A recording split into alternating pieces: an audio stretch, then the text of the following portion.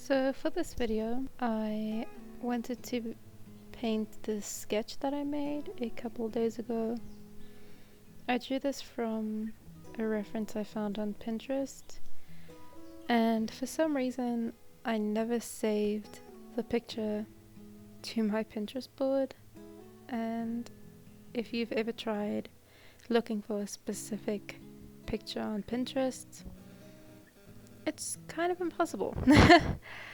So I did not actually have the picture with me when I was painting this, which made everything a little tricky. I basically just mixed these colors from memory. I have found the picture now after filming this and the colors are a bit off. But it's okay. I still like the end result, and so you learn. Now I know never try and paint something from a reference if you don't have the reference with you.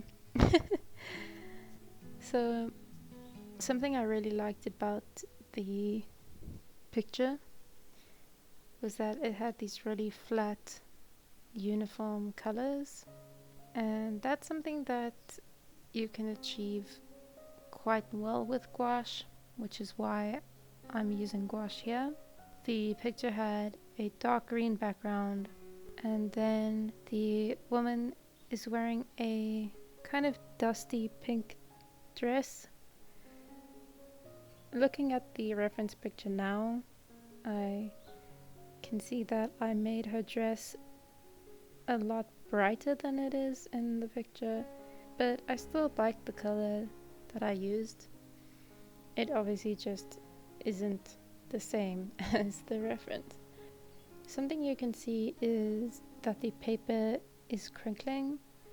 This is because I'm using paint in a sketchbook instead of on paper that is meant to be painted on. So because this is just a sketch, I'm not too worried. If I ever do decide to make a completed painting using something like gouache, I would use a better paper.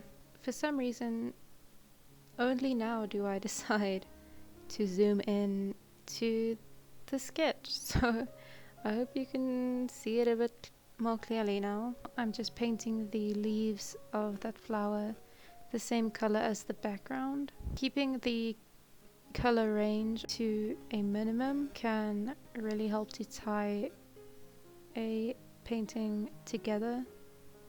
Just makes it look more cohesive than if I'd used something like a bright green for the leaves. Now I'm coloring in her hair and her eyes.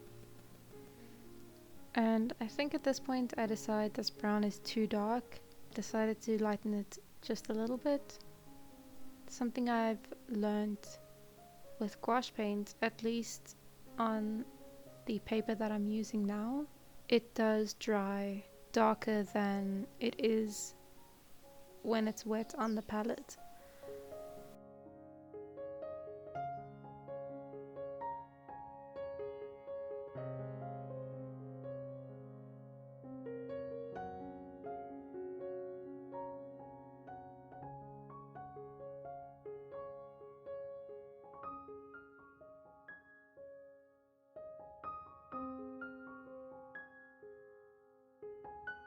Now I think I try to add some highlights to the hair, but another thing I've learned with gouache is it's kind of difficult to paint with a lighter shade over a darker one.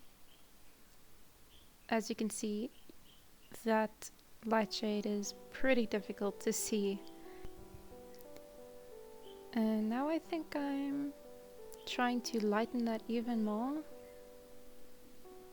Oh no, I just put that white there for nothing. I'm actually, instead of putting highlights on her hair, I'm putting shadows on.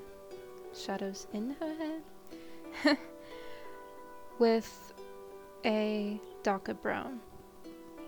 So now I am going to be painting her skin. And as you can see, while I'm mixing in the white, it's turning out very orange. So to balance that out, I put a tiny bit of blue. What that does is it desaturates the yellow in that skin tone, so it turns out looking more like a beige rather than an orange. And I used a similar technique on the green for the background. I mixed in a tiny bit of red and it just dulls out the color, so it's not such a bright green. Something I noticed when I was editing is that this lady's left shoulder is a lot higher up than her right, so maybe she's just a tennis player and she is a lot stronger on the left hand side of her body. Now I'm painting her lips red. This really made the face look so much better. I also really like how the red is the only real bright saturated color in this whole painting. Everything else is a bit desaturated, and it's just a really nice contrast, and I think it makes her look a lot more lively. And here I'm just giving her some eyelashes. I'm just putting a line on her lash line instead of drawing in individual eyelashes. Just gives the illusion that they're there. And now we move on to the final part of this painting, which is the leaves in the background. And at this point, as I was mixing my paints, I decided maybe I should go find my phone so that I could get a reference for big leaves. Couldn't find my phone, and it was in the veggie patch on the ground. Oh my word. Okay, so now that I've dug my phone out of the dirt, I am just referencing pictures on Pinterest of big leaved plants. As you can see, I didn't do a great job at staying within the tape lines that I put down. I'm just freehanding the leaves. If this was a final piece, I would have sketched them in with pencil beforehand, but because this is just in my sketchbook, I'm not too worried about them looking perfect. As you can see, I am painting the leaves outside of that frame that I've made, and I just find this technique really effective. I like the way it makes the piece look a little bit more dynamic. It's just something different from having the square frame and everything is happening inside of it.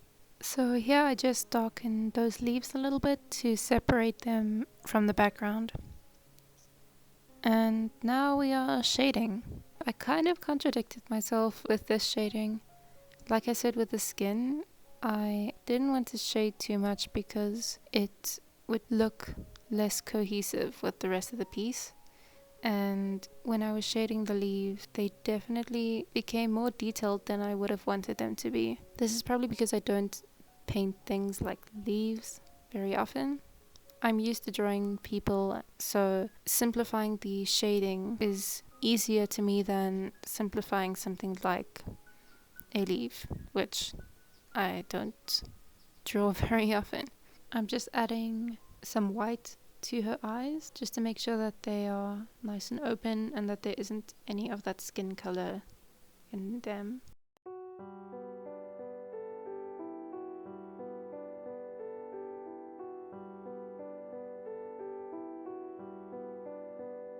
And here I'm trying to clean up that mess I made. What I probably should have done, looking at it now, is put the tape back exactly where it was and then just filled in that left hand side with the same color as the background. That way it almost would have looked like there was a white pillar behind her. But for some reason I decided to just kind of smudge it around and it made this weird light green.